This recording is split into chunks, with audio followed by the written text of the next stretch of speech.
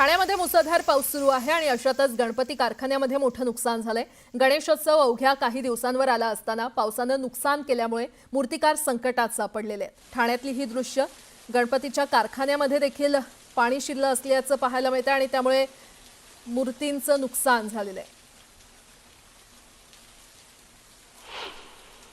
आज सकाळपासूनच्या मुसळधार पावसामुळे ठाण्यात हाहाकार माजलेला आहे। सध्या मी ठाण्यातील माझीवाडा परिसरामध्ये आहे आणि आपण पाहिलं तर माझीवाडा परिसरामध्ये गुडघाभर पाणी भरलेलं पाहायला मिळतंय।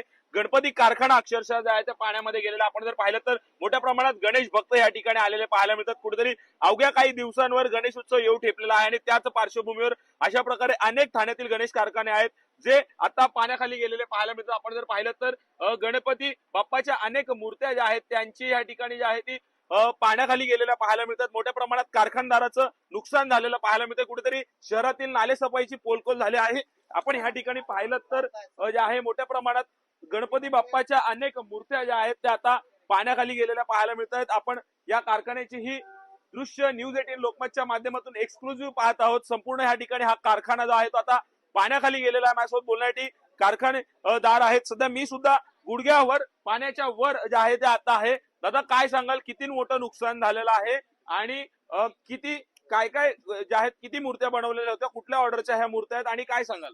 सगळ्या मंडळाच्या मूर्त्या आहेत आणि प्लस घरगुती सगळ्या मूर्त्या आहेत। 150 ते 200 मूर्त्या होत्या आमच्या। गणपती म्हणजे मातीचे गणपती कालपासून पूर्णपणे वितळलेत, उभ्याच्या उभ्या ढासळल्यात मूर्त्या आणि अवघे 7 दिवस राहिलेत। काय करायचं तेही सुचत नाहीये। काल रात्री थोडं पाणी ओसरलं म्हणून गणपती वरती घेतले, तर आज सकाळी 7 वाजल्यापासून पाणी आलं ते अचानक एवढं आलं की आम्हाला काही करायलाही सुचलं नाहीये।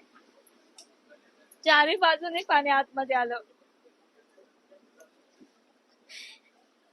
किती मोठं संकट आहे हे, कारण की गणेश उत्सव अवघ्या काही खूप मोठं दिवसावर संकट आहे। आता काय करायचं हे आम्हाला विचारच पडलाय, कारण 7 दिवस राहिले। 7 दिवसात परत 150-200 मूर्त्या नाही घडू शकत। त्यामुळे काय करायचं हे आता विचार पडलाय। एवढं मोठं नुकसान पहिल्यांदा झालंय आमचं। एकूण किती मूर्त्या होत्या? एकूण 200 ते 250 मूर्त्या होत्या, पण आहेत थोड्या बहुत आहेत, पण मातीच्या मूर्त्या सगळ्या गेल्या।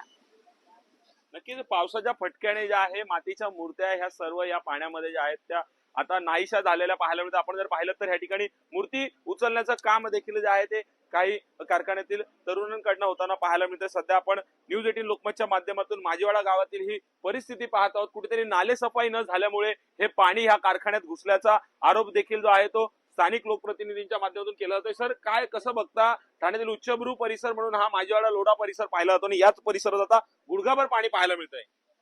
कारण नाला सफाई बरोबर झालेलीच नाही या भागामध्ये। नाला सफाई झाली नाहीये, कारण हा नाला जो आहे हा नाला पूर्ण वरपासून येतोय।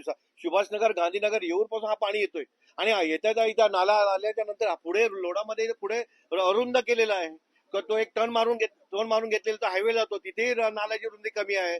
मी वारंवार त्याने तक्रार केली की बाबा हा रस्ता रुंद करा, तर ते रुंद करतच नाहीये। मागे मी 2012 मध्ये नगरसेवक असताना सुद्धा मी त्यावेळी हा इश्यू घेतला होता, महासभेमध्ये पण घेतला होता की तो नाला सरळ तुम्ही गौतम नगर म्हणून आहे तिथून डायरेक्ट नाला खाडीला न्या, परंतु त्याच्यावर काहीच केलं गेलेलं नाही आणि असं तसंच ठेवलेलं आहे, कोणी लक्ष देत नाही। आणि आता तर जास्त झाले, कारण साफसफाई नाही आणि प्रशासन काय व्यवस्थित लक्ष देत नाही, त्याच्यामुळे हा पाणी इथे साठलेला आहे। आता याला जे काय यांच्या मूर्त्या आहेत, आता बघितलं आपण दुसरं पाहिलं किती डुबलेल्या मूर्त्या, खराब झालेल्या मूर्त्या। आता याला जबाबदार महापालिका, दुसरा कोण आहे? महापालिकेच्या दुर्लक्षपणाने हे सर्व झालेलं आहे। पण त्याला महापालिकेने यांना भरपाई द्यावी या गोष्टीला। नक्कीच कुठेतरी महापालिकेच्या दुर्लक्षपणामुळे हे जे आहे नालेसफाई न झाल्यामुळे हे नुकसान होताना पाहायला मिळतंय। गणेश उत्सव अवघ्या काही दिवसांवर येऊन ठेपलेला आहे आणि आपण पाहिलं तर गणपती बाप्पाच्या सुंदर मूर्त्या ज्या आहेत त्या आता पाण्याखाली गेलेल्या पाहायला मिळतात। कुठेतरी मोठ्या प्रमाणात या अशा अनेक